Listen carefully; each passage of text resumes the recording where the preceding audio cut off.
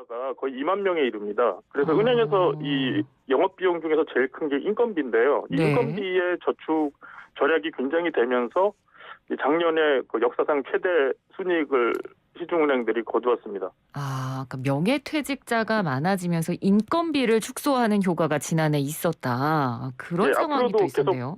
될 것으로 보입니다. 그렇군요.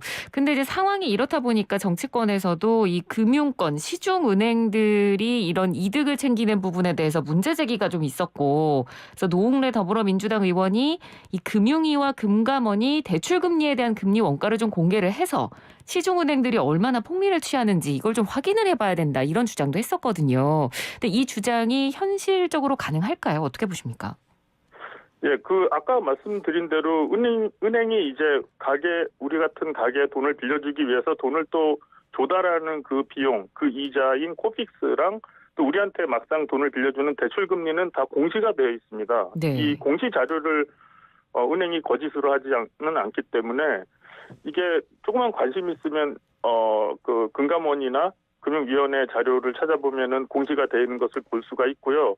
다만 그 같은 조달 금리로 은행이 돈을 어디서 빌려오더라도 또 영업 전략에 따라서 그리고 각종 대출 조건에 따라서 막상 대출 금리는 달라집니다. 따라서 대출 금리는 달라질 수가 있는 상황이어서 네.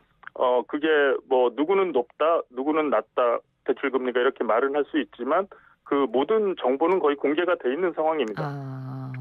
근데 그 4대 은행장들 지난해 상여금이랑 성과급도 도마에 오른 걸로 알고 있거든요. 얼마나 받았길래 이렇게 좀 도마에 오른 건가요?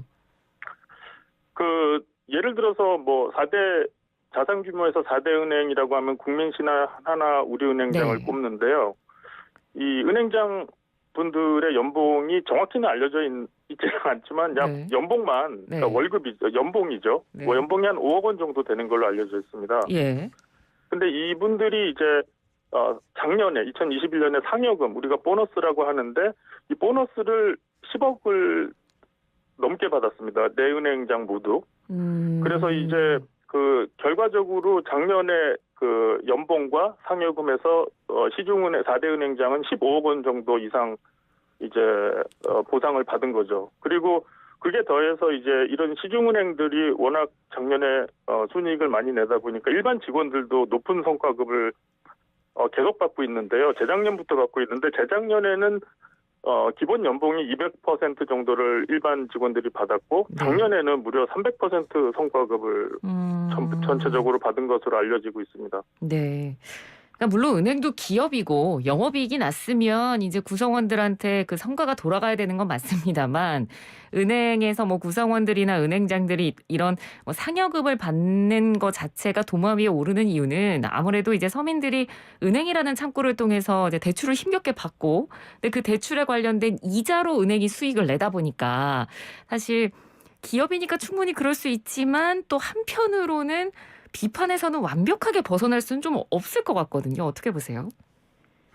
네, 그게 참 금융계에서도 가장 민감한 질문을 해주신 건데요. 네. 우리가 은행이 기본적으로 민간 기업이고 또 대주주들이 다 외국인인 기업인들입니다. 예. 그래서 우리가 그런 외국인 소유의 그 민간 기업의 영업 형태에 대해서 이래라 저래라 하기가 좀 그렇죠. 멋쩍은 부분이 있습니다. 우리가 네. 삼성전자나 현대자동차의 영업에 대해서 이래라 저래라 못하는 것처럼 네. 그런 면이 있는 것도 사실인데 생각해보면 이게 시중은행이 아무리 돈이 있다고 아무나 할 수 있는 것이 아니고 정부에서 라이센스, 즉 영업권을 받아야지 가능한 영업입니다. 네. 따라서 이게 소위 우리가 말하는 공공성, 그러니까 서민들이나 중산층이나 모두를 위해서 어느 정도 기여를 해야 된다는 그런 선입관이 있고 그것도 또 사실인데요. 또 영업 형태에서 보면은 시중은행의 영업 방식이 어떻게 보면 간단한 것이 아까 말씀드린 대로 전체 대출의 한 55%가 가계대출입니다. 네. 그러니까 우리 같은 그냥 일반인들에게 대출을 해주는데 우리 같은 일반인들이 대출을 하는 가장 큰 이유가 집을 사기 위해서 이 대출을 하는 것이거든요. 그렇죠. 그래서 시중은행 입장에서 보면은 집값이 오르기만 하면은 그냥 가만히 앉아서 돈을 번다고 좀 과격하게 말하면 그렇게 말씀드릴 수도 있는데요. 네. 그러니까 집값이 오르고 가계대출이 대출의 가장 큰 부분을 차지하면서 시중은행이 굉장히 큰 이익을 얻는 가장 큰 민간 기업이라고 보실 수가 있습니다. 네. 그 지금 방금 말씀해 주신 그 부분 때문에 사실 걱정이 되는 거거든요. 그러니까 가계 대출을 받는 분들이 본인이 갚을 능력이 충분히 되는 상태에서 대출을 받으면 문제가 없겠습니다만 이른바 저희가 뭐 영끌족이라는 단어가 괜히 탄생한 게 아니거든요. 영혼까지 끌어모아서 대출을 받고 그 금액으로 짐을 산 분들. 이런 분들은 사실 금리가 올라버리면 가장 크게 타격을 받는 분들 아니겠습니까? 예, 맞습니다. 사실 올해 금융 위험에 있어서 가장 큰 부분이 이런 말씀하신 영끌족 분들이 그 집을 살 때 대출을 최대화해서 산 상황인데 이 금리가 오르면 어떻게 그거를 원금과 이자를 갚을까 하는 그 문제인데요. 네. 이제 일반적으로 올해 그 코로나로부터 경기가 된다면 일반인들은 보통의 대부분의 사람들은 이 소득이 늘어나기 때문에 경기가 회복되면서 대출을 상환하는 능력이 강해집니다. 그 좋은 부분인데요. 말씀하신 영끌족 같은 부분들은 과다한 대출로 인해서 이제 이자 부담이 늘어나면은 소득에 비해서 이자 부담이 커질 수가 있고 또 코로나로 영업이 부진한 자영업자분들이 또 계시는데요. 네. 이분들도 소득이 계속 안 좋은 상태이기 때문에 대출이 많다면은 이자가 높아졌을 때 상당한 경제적인 고통을 받을 수가 있습니다. 네. 예를 들어서 가계대출이 지금 1,800조 원인데 이 중에 80%가 변동금리 대출이니까 한 1,440조 원이 이제 변동 대출로 지금 대출이 되어 있는 상황인데 이번 주에 한국은행이 0.25% 금리를 인상하면은 작년부터 해서 0.75%가 지금 반년 만에 기준금리가 오른 거기 때문에 네. 가계가 무려 11조 원의 이자를 더 낸다는 계산이 가능합니다. 방금 그 이번 주 14일에 열리는 금통위 기준금리 얘기해 주셔서 그 부분도 여쭤보겠습니다. 아무래도 이번 14일에 금통위가 열리는데 이때 뭐 기준금리 인상은 거의 뭐 기정사실화된 것처럼 많은 분들이 예측을 하고 계시거든요.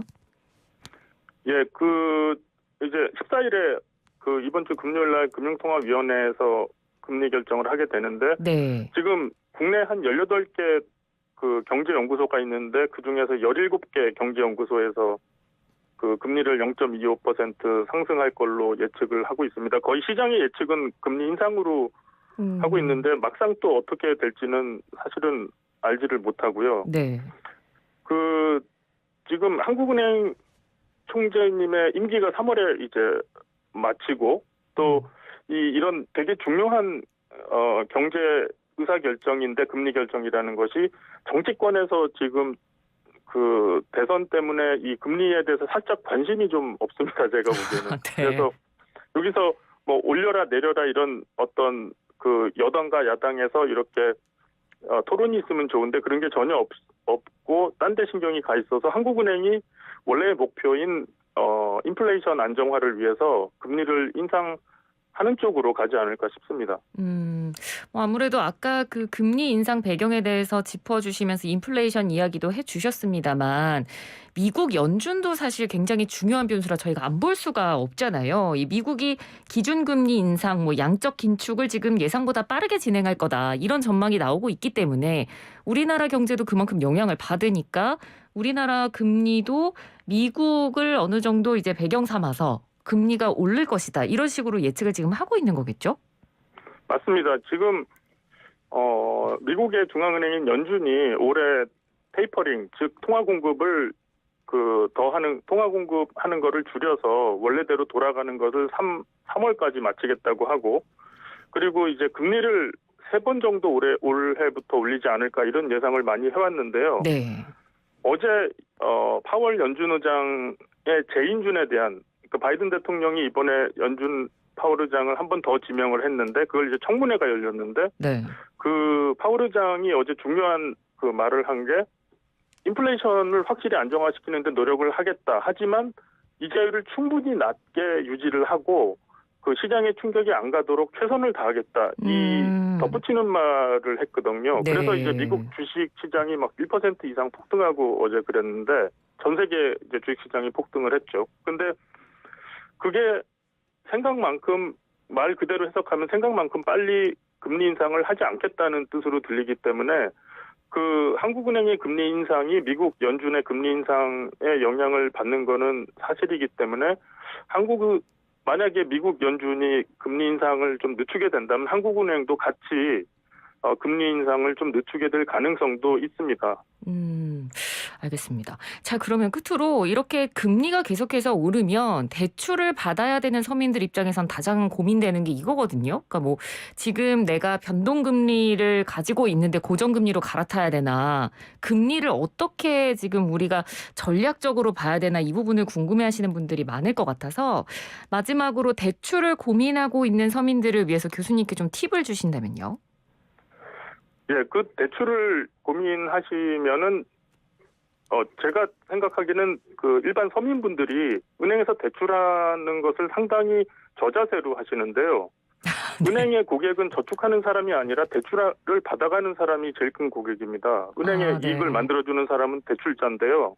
그런 저자세를 보일 필요 없이 여러 은행을 발품을 팔아서 은행 대출 금리가 다르니까 그 노력을 해서 많이 찾아보시는 게 일단 제일 중요합니다. 그래서 당당하게 그 낮은 금리를 요구를 하고 좀 언성이 높아지는 한이 있더라도 당당하게 요구를 하시는 게 좋습니다. 네. 근데 지금 한국은행이 지금 1%인 고정금리를 올해 안에 1.5%까지는 올리리라고 보이기 때문에 네. 지금